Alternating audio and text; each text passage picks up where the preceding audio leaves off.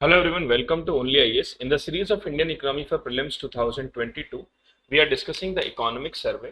अब तक हमने काफी सारे चैप्टर्स इकोनॉमिक सर्वे के पढ़ लिए. Around 7 chapters we had already discussed.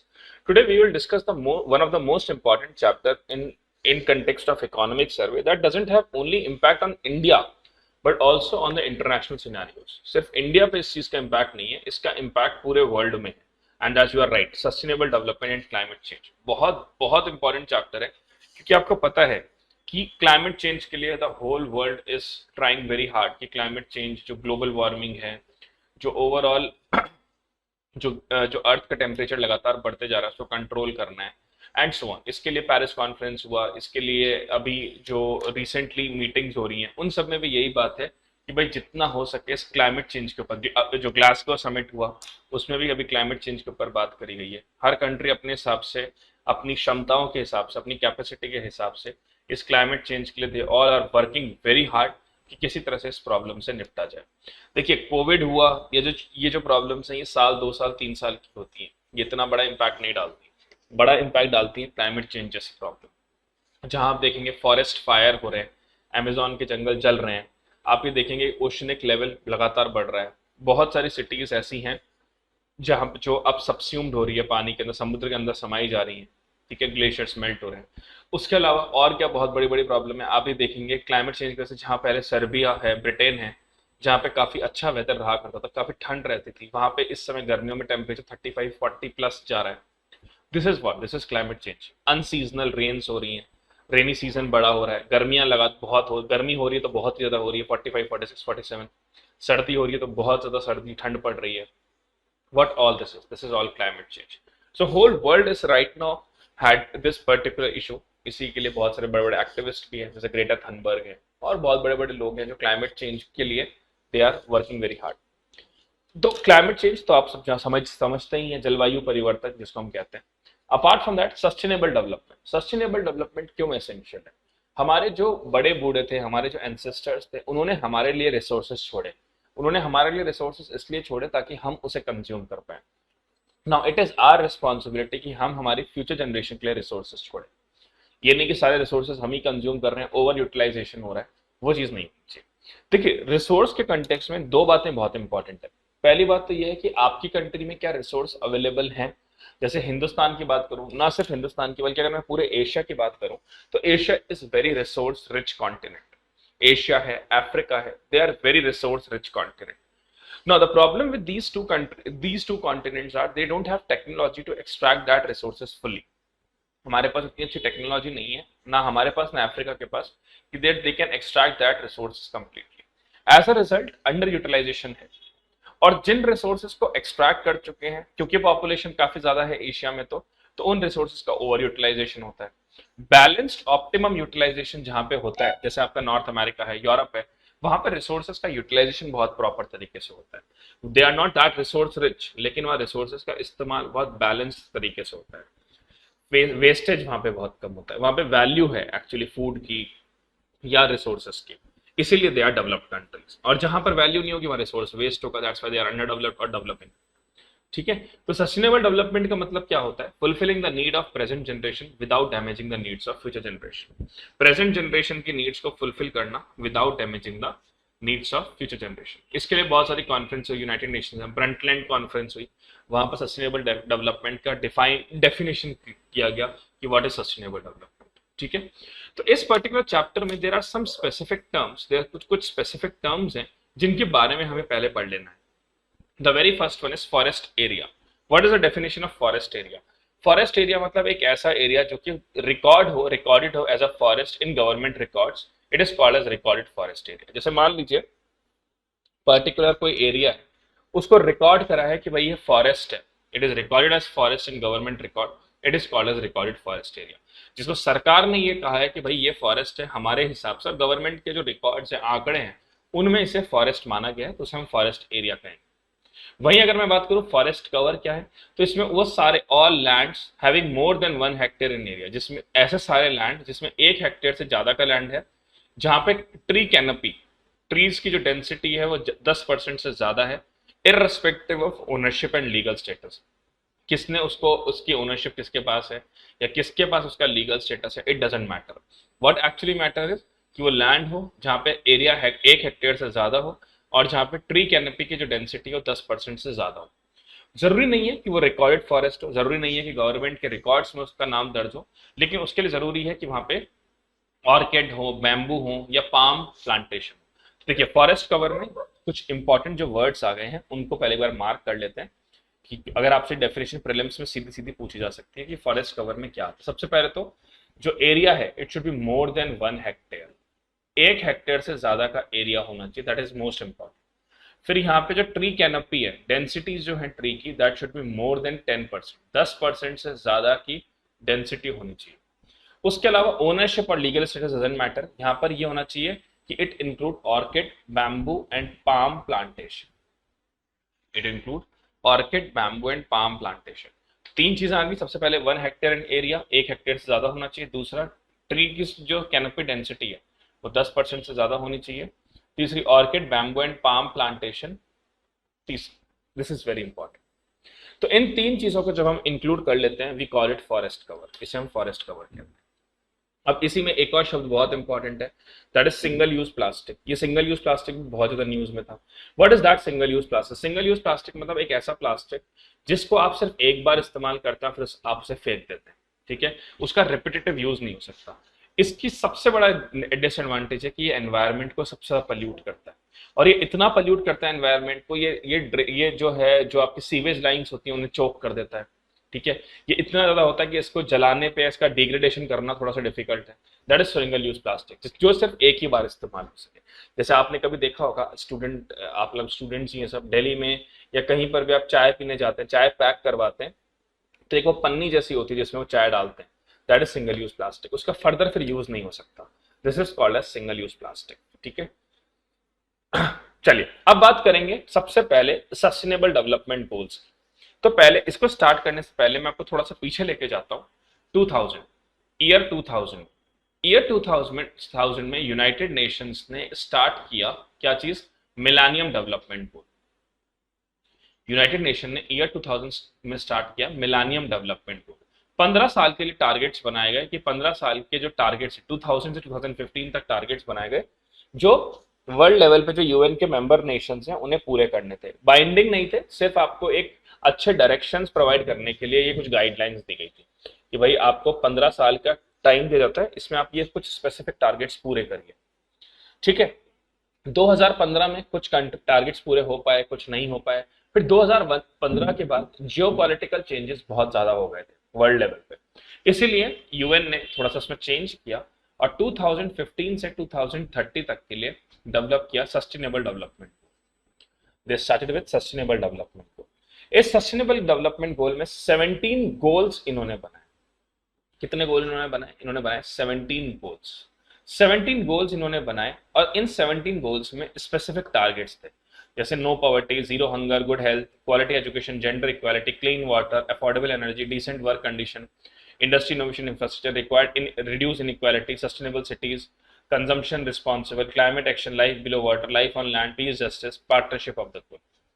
इस तरह के 17 गोल्स इन्होंने बनाए। ये गोल्स बाइंडिंग नहीं है कंट्रीज पे, मतलब it is not necessary for the countries कि ये सारे गोल्स उन्हें पूरे ही करने, लेकिन हाँ अगर आप इन 17 गोल्स में से जितने गोल पूरे कर पाते हो उतना ही आप वर्ल्ड लेवल पे एक तो बेहतर बनते हो, वर्ल्ड लेवल पे आपका एक स्टेटस जनरेट होता है और वर्ल्ड लेवल पे आपको रेस्पेक्टफुली देखा जाता है। भारत ने इसके लिए जबरदस्त स्टेप लिए, भारत ने इस चीज को काफी सीरियसली लिया और इंडिया ने इसके लिए लगातार एफर्ट डाल रही है। ऑल्दो फिलहाल देखा जाए तो इंडिया का रैंक इसमें काफी पीछे है, we are on 120th rank, but still we are trying very hard to improve not only our rank but also to improve the performance of our states. अगर टॉप 3 देखे जाए तो स्कैंडिनेवियन हमेशा टॉप 3 में रहते हैं इस चीजों में, क्योंकि पॉपुलेशन बहुत कम है and they are using their resources very well. They are the Finland, Sweden and Denmark. Finland, Sweden और डेनमार्क इसमें टॉप 3 पे। तो अगर इंडियन स्टेट्स की बात करी जाए तो इंडिया ने अपना खुद का एसडीजी इंडिया इंडेक्स चालू किया है। इस एसडीजी इंडिया इंडेक्स में क्या है? भारत ने स्टेट्स जितने हमारे 28 राज्य हैं और यूनियन टेरिटरीज हैं उनको स्कोर देना शुरू किया 0 to 100 के बेसिस पे, मतलब कितना अच्छा उनका परफॉर्मेंस है। तो स्कोर इज बिटवीन 0 to 100 और उसमें देखा जाएगा कि कौन सा स्टेट कैसे परफॉर्म कर रहे हैं। जैसे एस्पिरेंट, मतलब जो इनिशियल जिन्होंने थोड़ा बहुत इंप्रूवमेंट किया we put in aspirant stage, then performer 50 to 64, front runner 65 to 90 and achiever 100। फिलहाल कोई भी भारत का स्टेट ना तो एस्पिरेंट कैटेगरी में ना ही अचीवर में, maximum of them are in this range, performer and front runner. और बहुत खुशी की बात है कि भारत के काफी सारे स्टेट्स अब परफॉर्मर से फ्रंट रनर में जा चुके हैं। अगर बात करी जाए तो Kerala retain the top position, Kerala top most है, followed by Tamil Nadu and Himachal Pradesh. तो Kerala, Tamil Nadu, Himachal Pradesh, this is the rank. Worst performance में Bihar, Jharkhand and Assam, they are the worst performers. चलिए अब बात करते हैं एनवायरमेंट की। तो 2020 में India was the 10th largest country bye forest area. अगर ये आप देखिए प्रीलिम्स का फैक्ट बनता है, फॉरेस्ट के ऊपर, क्लाइमेट चेंज के ऊपर, एनवायरमेंट के ऊपर कुछ भी क्वेश्चन आता है आप इससे स्टार्ट कर सकते हैं। 2020 में भारत 10th लार्जेस्ट कंट्री था इन terms of forest area. Forest area Bharat का कितना है? टोटल वर्ल्ड का 2%। टोटल वर्ल्ड का जो फॉरेस्ट एरिया उसका 2% भारत के पास है, covering 24% of the India total geographical area. Again a prelims fact, total world forest area का 2% जो है वो भारत के पास है और वो 24% टोटल जोग्राफिकल एरिया का कवर करता है। अगर बात करी जाए तो भारत ने it ranks third globally in annual net gain in forest, मतलब इन 10 सालों में 2010 से 2020 में भारत तीसरे नंबर पे इन टर्म्स ऑफ जो इसने नेट गेन किया है फॉरेस्ट। इंडिया का जो टोटल फॉरेस्ट कवर है वो 21.5% से इंक्रीज होकर 21.71 पे पहुंच गया, अराउंड 3.14% का इंक्रीज हुआ है। अगर बात करें इन terms of percentage total forest cover, मतलब सबसे ज्यादा एरिया वाइज सबसे ज्यादा फॉरेस्ट कहां पे है, तो मध्य प्रदेश इज ऑन रैंक 1। ये प्रीलिम्स का क्वेश्चन फिर बनता है आपके लिए। मध्य प्रदेश में सबसे ज्यादा फर्स्ट नंबर पे फॉरेस्ट है in terms of area, followed by Arunachal Pradesh, then Chhattisgarh, Orissa, Maharashtra. वहीं अगर जोग्राफिकल एरिया के कंपैरिजन में अगर देखा जाए परसेंटेज, तो मिजोरम में, मतलब मिजोरम तो मान लीजिए अगर एरिया 100 है तो 85% एरिया जो है उसका वो फॉरेस्ट से ढका हुआ है। ये होता है geographical percent of forest area to the total geographical area. जो पहले वाला हमने पढ़ा वो है कि total forest cover in terms of kilometres कितना है, तो मध्य प्रदेश में हाईएस्ट है। But in terms of state उसका जो एरिया है उसके कंपैरिजन में फॉरेस्ट अगर देखा जाए तो सबसे ज्यादा मिजोरम में है फर्स्ट नंबर पे, followed by Arunachal, third Meghalaya, fourth Manipur, fifth Nagaland. और टॉप 5 स्टेट्स सारे आपके नॉर्थ ईस्ट वाले स्टेट्स। ठीक है, अगर आप देखें फॉरेस्ट कवर इंडिया में कैसे हुआ है, तो फॉरेस्ट कवर देखिए यहाँ पर very dense forest, moderately dense forest, open forest और टोटल फॉरेस्ट कवर। तो टोटल फॉरेस्ट कवर हमारा इंक्रीज हुआ है इन लास्ट 10 ईयर्स, यह एक फैक्ट है। Top 5 states in India by forest cover, first is Madhya Pradesh. ठीक है, मध्य प्रदेश फर्स्ट पे, followed by Arunachal Pradesh, then Chhattisgarh, then आपका क्या बोलते हैं उड़ीसा, महाराष्ट्र। ये आपको रैंक्स याद रखनी है। Top 10 countries bye forest area, number 1 is Russia, second is Brazil, third is Canada, fourth US, fifth China. आपको बस टॉप 5 याद रखना और इंडिया का रैंक 10th है, ये ध्यान रखना। देन अगर बात करें plastic waste management and elimination of identified single use plastic, जैसे मैंने आपको बताया भारत में प्लास्टिक्स को लेकर काफी ज्यादा एक अवेयरनेस फैलाई जा रही है।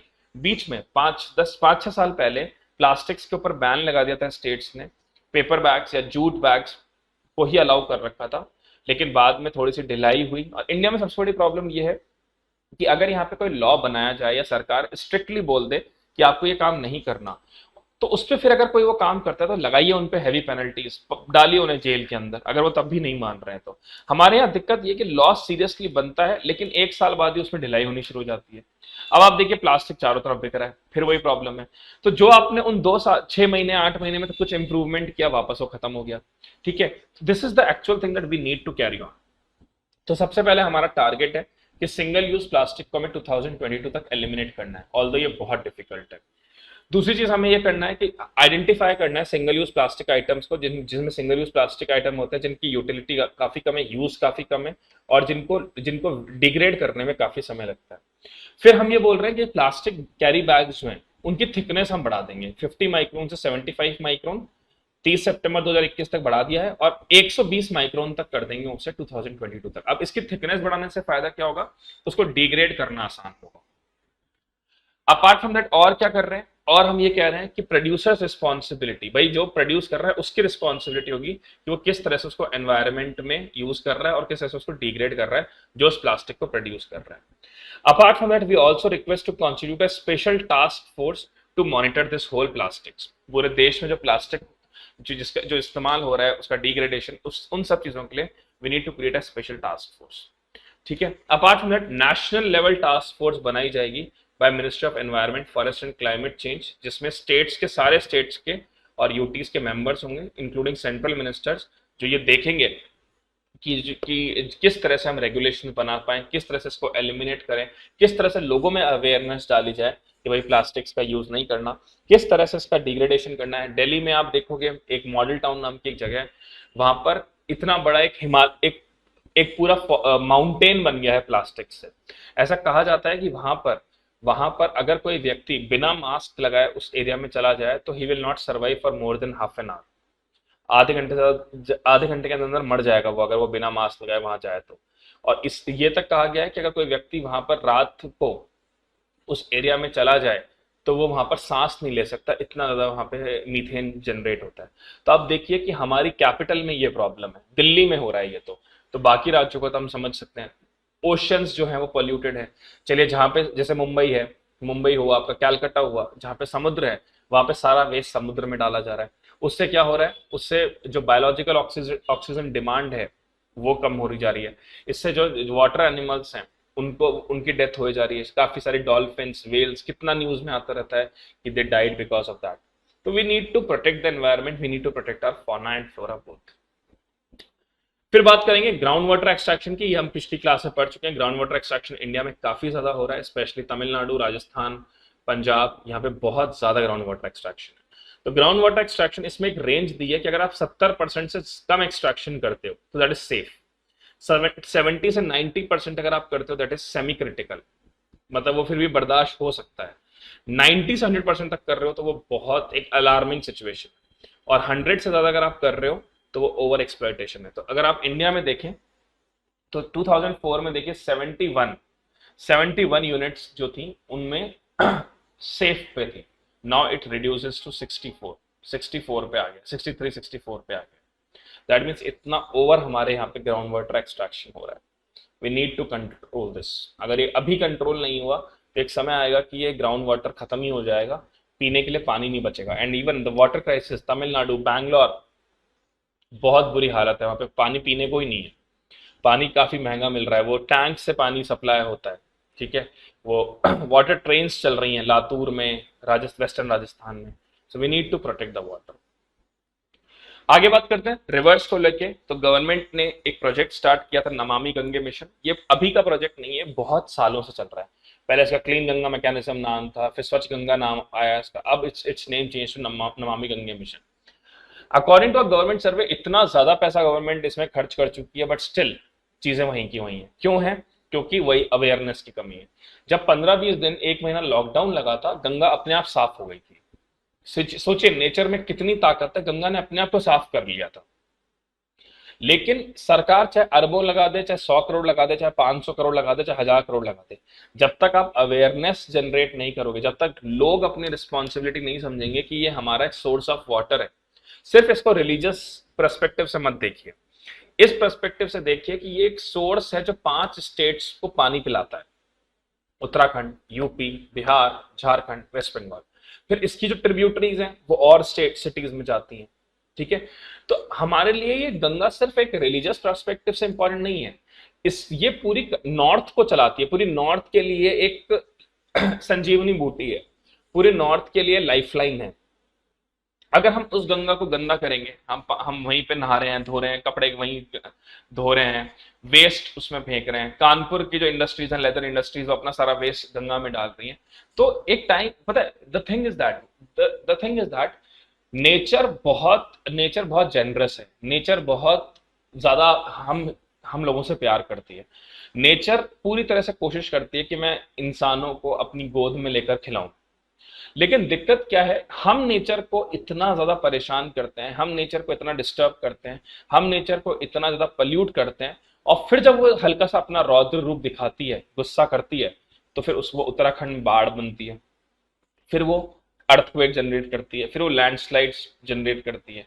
तो अगर हम नेचर की रिस्पेक्ट करेंगे तो नेचर हमसे ज्यादा प्यार करती है जितना हम नेचर से प्यार नहीं करते, वो हमें ध्यान रखना होगा। द इंपॉर्टेंट थिंग इज, इसमें सब कंपोनेंट्स हैं। First is Nirmal Ganga. Nirmal Ganga means unpolluted flow. Unpolluted flow मतलब जो डिस्चार्ज होता है पोल्यूशन का, not only from industries but also human discharge through clothes washing and other things, we need to improve that, और वो उसके लिए हम इम्प्रूवमेंट भी कर रहे हैं। जो वहाँ पे पोल्यूटिंग इंडस्ट्रीज हैं, स्पेशली जो कानपुर में हैं या बिहार में है, उन उनकी कंप्लायंस स्टेटस 81% तक रीच हो चुकी है। जो अपनी पूरी कंप्लायंस कर रहे हैं, वेस्ट वाटर जनरेट नहीं कर रहे हैं, वेस्ट वाटर को अलग से डाल रहे हैं, उसको गंगा में मिला नहीं रहे, ये कंप्लायंस इंक्रीज हो गया 81% तक 2020 में। That's a good news. दूसरा है अविरल फ्लो। अविरल फ्लो मतलब कंटिन्यूस फ्लो। क्या होता था, गंगा के पानी को रोक दिया, डाइवर्ट कर दिया किसी तरफ, we need to reduce that. Minimum flow of Ganga need to be maintain. क्यों? Because it will lead to the afforestation. काफी सारे जंगलों में एफॉरेस्टेशन का काम करती है। Wetland conservation, integrated management plan for 118 wetlands, we create the biodiversity, so continuous flow should be maintained of ganga. Third is Jan Ganga. Jan Ganga means people and river connect. जब इंसान और नेचर का आपस में एक स्ट्रॉन्ग बॉन्डिंग होगी तो अपने आप क्लाइमेट प्रोटेक्टेड रहेगा। सुंदरलाल भगुना जी ने चिपको आंदोलन शुरू किया, देखिए कितना बड़ा काम उन्होंने वो करके गए। ठीक है, सिमिलरली जनगंगा में क्या हो रहा है, पीपल रिवर कनेक्ट। गंगा उत्सव सेलिब्रेट किया गया 2021 बियॉन्ड गंगा बेसिन सिटीज। मतलब क्या हो रहा है, जयपुर के लोग भी उस गंगा महोत्सव को सेलिब्रेट कर रहे हैं जहां पे गंगा नहीं है, गुजरात के लोग भी उसको सेलिब्रेट कर रहे हैं। गंगा क्वेस्ट चालू करा है to increase the awareness of this river, and this is not only generate awareness for Ganga river, it generate the awareness for whole the rivers of India which are very important. Then Gyan Ganga, research and knowledge management. Gyan Ganga setups किया गया by national mission on clean Ganga, और इस पे study कर रहे हैं IIT Kanpur, जो जिनका ये काम है कि भाई टेक्नोलॉजिकली हम कैसे गंगा को क्लीन रखें, वेस्ट पोल्यूटेंट उसमें से कैसे निकालें, हम किस तरह से गंगा के वाटर को क्लीन रखें, इस पे रिसर्च चल रही है। That is Gyan Ganga. Now let's talk about air.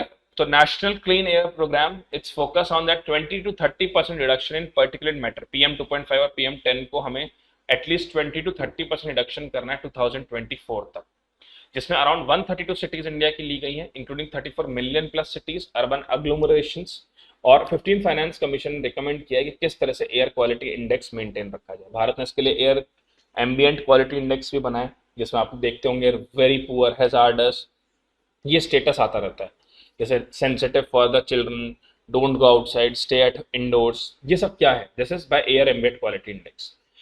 Air pollution को कंट्रोल करने के लिए क्या किया गया, सबसे पहले तो BS4 to BS6 जो हमारे इंजन हैं गाड़ियों के, वो BS6 के बन रहे हैं। It is more cleaner engine, efficient engine. Then apart from that industrial emission को रिड्यूस करने की बात हो रही है कि भाई बैन कर दिया जाए पेट कोक का, क्योंकि इससे बहुत ज्यादा पोल्यूशन जनरेट होता है। थर्मल पावर प्लांट्स इंट्रोड्यूस किए जा रहे हैं। Apart from that air pollution due to dust and burning of waste, उसके ऊपर फाइन लगाया जा रहा है। जो भी अगर सॉलिड वेस्ट बर्न करेगा, प्लास्टिक वेस्ट बर्न करेगा, will put the fine. It is specifically आपको कचरे में डालना है, and now government will take care कि उसको कैसे डिग्रेड करना है। एयर एम्बियंट क्वालिटी मैंने अभी बताया, early warning system, specially Delhi, Kanpur, Lucknow, क्योंकि they are the most polluted, air pollution सबसे ज्यादा यहीं पे ही है। देन आउटकम क्या है, 96 सिटीज में अराउंड डिक्रीजिंग ट्रेंड है PM 10 कॉन्सेंट्रेशन, मतलब PM 10 वहां पे कम हो रहा है। Apart from that air ambient quality index standard improve हुआ है कुछ सिटीज में, लेकिन still there are 36 cities showing an alarming trend. Delhi NCR के लिए what the government is doing, क्योंकि ये एक ऐसा एरिया है, सबसे सेंसिटिव एरिया है। सबसे पहली बात तो स्टबल बर्निंग के लिए कह दिया गया है फार्मर्स को, भैया आप लोग मत काटना, ये हम आपको फार्म मैकेनाइजेशन प्रोवाइड करेंगे, हम आपको बताएंगे, सब्सिडीज देंगे, आप उस हिसाब से इसको काट के, और हम जैसे बताएं वैसे वैसे काम करते जाइएगा। जो भी डीजल व्हीकल ओल्डर है 10 साल से, और पेट्रोल व्हीकल 15, जैसे कोई पेट्रोल व्हीकल उसको 15 साल से ऊपर हो गया, कोई डीजल व्हीकल है तो 10 साल से ऊपर हो गए, वो कंप्लीटली बैन है दिल्ली और NCR में। ठीक है, एक्सप्रेस वे और हाईवेज को ऑपरेशन कर दिया नॉन डेस्टिनेशन, मतलब डाइवर्ट कर दिया नॉन डेस्टिनेशन जहां पे बहुत ज्यादा ट्रैफिक नहीं है। अपार्ट फ्रॉम दैट इंडस्ट्रीज में ऑनलाइन मॉनिटरिंग सेटअप किया गया, जैसे ही कोई इंडस्ट्री या कोई इंडस्ट्री जो है वो दिल्ली NCR में एक लेवल से ज्यादा पोल्यूशन एमिट कर रही है, तो एक रेड कैटेगरी इंडस्ट्री का टैग उसको दे दिया जाएगा एंड उसके ऊपर स्ट्रिक्ट एक्शंस लिए जाएंगे, उसके वर्किंग प्रोसेस को रोक दिया जाएगा। This is what government is doing in Delhi NCR. बात कर लेते हैं क्लाइमेट चेंज की। तो क्लाइमेट चेंज प्रोग्राम जो है it is a central sector scheme, ये प्रीलिम्स का क्वेश्चन आ गया। क्लाइमेट चेंज एक्शन प्लान जो है it's a central sector scheme up to 2025-26।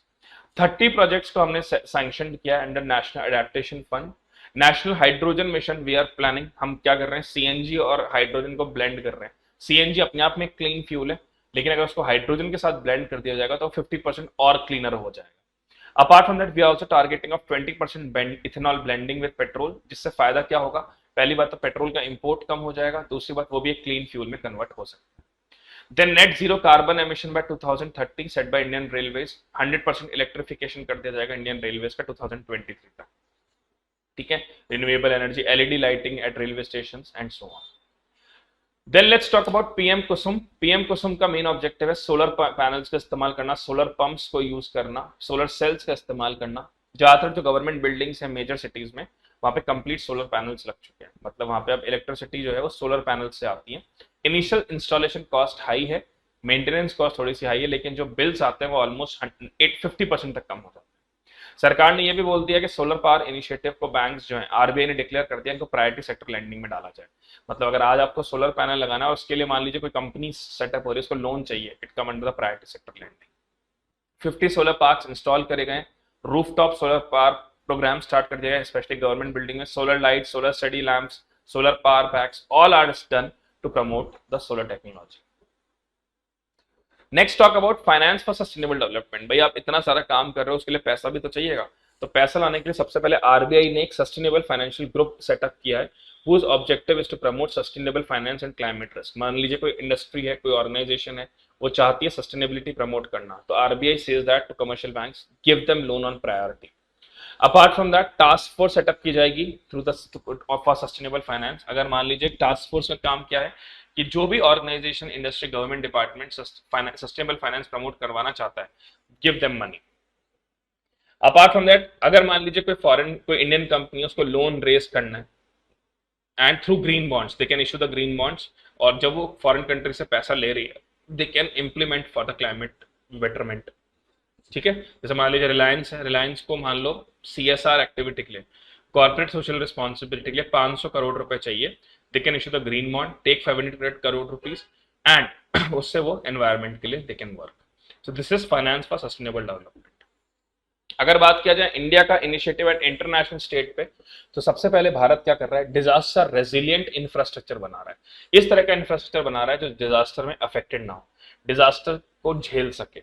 उसके लिए भारत और स्वीडन ने एक लीडेड ग्रुप बनाया, जिसका मेन काम है कि जो क्लाइमेट चेंज है, जो पेरिस एग्रीमेंट है, उसके पॉइंट्स को बेहतर तरीके से इस्तेमाल करना। भारत पेरिस एग्रीमेंट की वजह से काफी रेप्यूटेड कंट्री हो गया है।